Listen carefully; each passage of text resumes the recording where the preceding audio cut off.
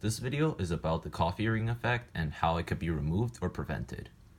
The coffee ring effect is a pattern left by a puddle of particle-laden liquid after it evaporates. Particle-laden refers to two phases of fluid flow.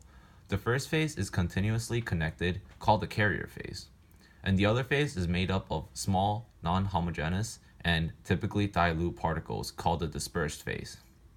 The flow of the coffee ring effect carries nearly all the dispersed material to the edge, and as the dispersed material piles up and dries to the edge, what occurs is what you see here on the image. The coffee ring effect is commonly seen after coffee or red wine spillage, and it could be sometimes really annoying and hard to remove. There are several ways to remove or prevent the coffee ring effect from occurring.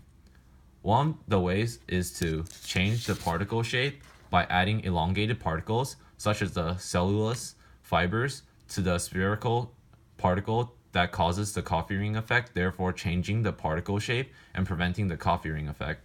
However, this method is very non-efficient since you rarely will have cellulose particles near your house. Another way to control the flow of the liquid is, before it dries, change the flow of the liquid.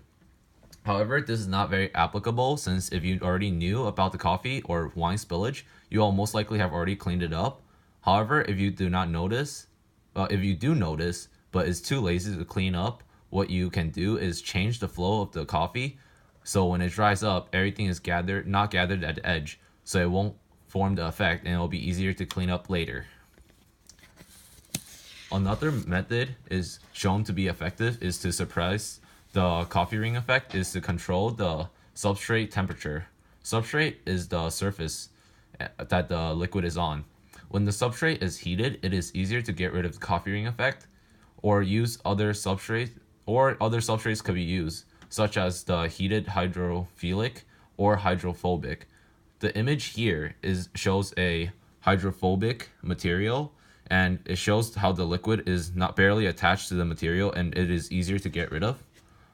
However, this method requires you to get a table or other material where you drink coffee or wine on that is hydrophobic or heated hydrophilic, which is not very effective and not very much people have it.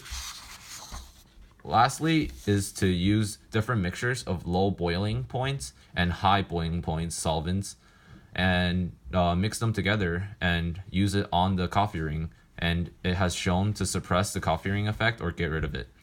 One of the different mixtures would be 1 tablespoon of liquid hand washing detergent with 1 tablespoon of white vinegar and 2 cups of warm water.